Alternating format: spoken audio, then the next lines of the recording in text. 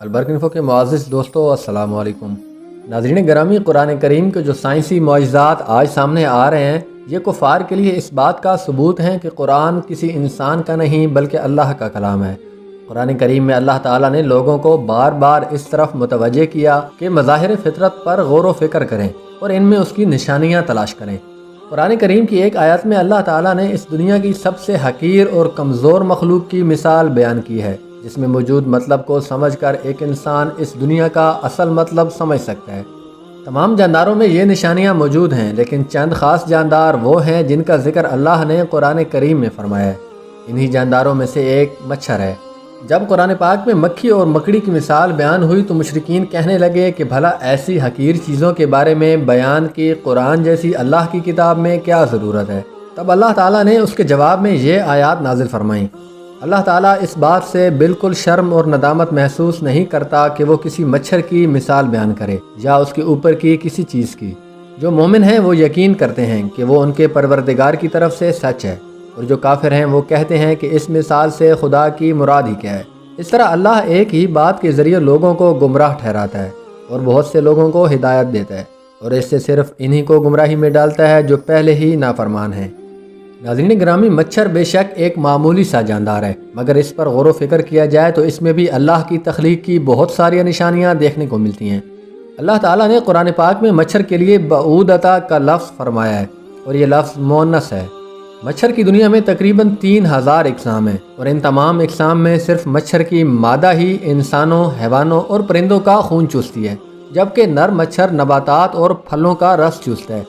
تو یہاں سوال یہ پیدا ہوتا ہے کہ مچھر کی جنسی شناخت تو آج کی میڈیکل سائنس کا کارنامہ ہے، کیونکہ آج ہمارے پاس ایسی جدید خودبینیں ہیں جو کسی بھی شے کو ہزاروں گنا بڑا کر کے دکھاتی ہیں، جبکہ قرآن میں بعودۃ کا لفظ بول کر 1450 سال قبل بتا دیا گیا تھا کہ وہ مچھر جس سے انسانوں کو تکلیف پہنچتی ہے وہ مادہ مچھر ہے، نر نہیں ہے۔ قرآن کریم میں اللہ تعالیٰ نے مچھر کی مثال دی ہے، حالانکہ وہ جسامت کے لحاظ سے بہت چھوٹا ہے، لیکن اس کے جسم میں وہ تمام آلات اور اعضاء ہیں جو خشکی کے سب سے بڑے جانور کے جسم میں ہیں، یعنی کہ ہاتھی کے جسم میں۔ اس کے علاوہ بھی اس کے 2 عضو یعنی سینگ اور پر بھی ہیں، جو ہاتھی کے پاس بھی نہیں ہیں۔ بظاہر کمزور سا جانور جسے خدا نے پیدا کیا، اس میں غور و فکر انسان کو پیدا کرنے والے کی عظمت کی طرف متوجہ کرتا ہے، خصوصاً اس کی سونڈ جو ہاتھی کی سونڈ کی طرح اندر سے خالی ہے، اور وہ مخصوص قوت سے خون کو اپنی طرف کھینچتی ہے۔ یہ اتنا حساس ہوتا ہے کہ اسے دور سے ہی خطرہ محسوس ہو جاتا ہے، یہ فوراً خود کو خطرے کی جگہ سے دور لے جاتا ہے۔ اور عجیب بات یہ ہے کہ انتہائی کمزور ہونے کے باوجود بڑے سے بڑے جاندار کو عاجز کر دیتا ہے۔ آج کے دور میں میڈیکل سائنس نے تقریباً 3000 مچھر کی اقسام کی کھوج کی ہے، لیکن یہ تعداد یقینی نہیں۔ اب ان کی کل اقسام کتنی ہیں یہ تو صرف اللہ ہی کو معلوم ہے۔ ناظرین گرامی، مچھر کے بارے میں چند ایسے حیران کن حقائق ہیں جنہیں سن کر آپ دنگ رہ جائیں گے۔ جیسا کہ مچھر کی ایک آنکھ کے اندر بھی کئی آنکھیں ہیں، اور یہ تمام آنکھیں ایک ساتھ کام کرتی ہیں، اور سب کی سب اس کے سر میں ہیں۔ ایک مچھر کے 48 دانت ہوتے ہیں۔ مچھر کے 3 دل ہوتے ہیں اور تینوں مختلف قسم کے ہیں۔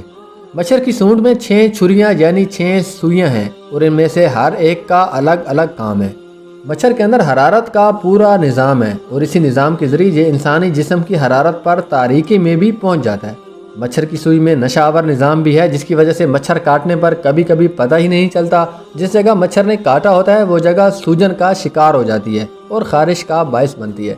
ایک مچھر کے اندر خون کا تجزیہ کرنے کا نظام بھی موجود ہے، اس لیے وہ ہر خون نہیں چوستا۔ بظاہر یہ کمزور سا جانور جسے خدا نے پیدا کیا، اس میں غور و فکر انسان کو اپنے پیدا کرنے والے کی عظمت کی طرف متوجہ کرتا ہے۔ اللہ تعالی ہم سب کو قرآن پڑھنے اور اس پر عمل کرنے کی توفیق عطا فرمائے، آمین۔ مزید معلوماتی ویڈیوز کے لیے ہمارے چینل البرق انفو کو سبسکرائب کرتے ہوئے بیل آئیکن کو ضرور پریس کر لیں تاکہ نئے آنے والی ویڈیو آپ تک بر وقت پہنچ سکے۔ میں ہوں آپ کا دوست حسیب افضل، ملتے ہیں نیکسٹ ویڈیو میں، تب تک کے لیے اپنا بہت سا خیال رکھیے گا۔ اللہ حافظ۔